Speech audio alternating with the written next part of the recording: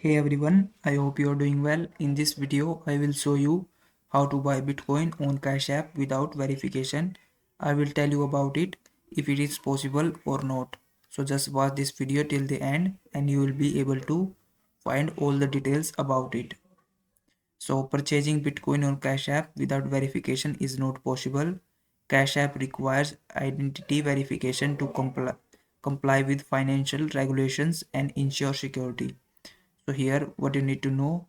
So verification is required for the regulatory compliance. So Cash App follows KYC and AML regulations.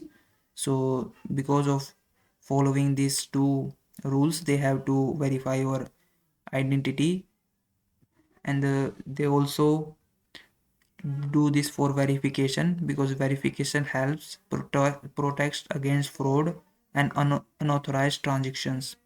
So if you are looking for known KYC methods, you should consider this method. First is peer-to-peer platform. So you can use local bitcoins or PEX pools where some seller accept trades without verification.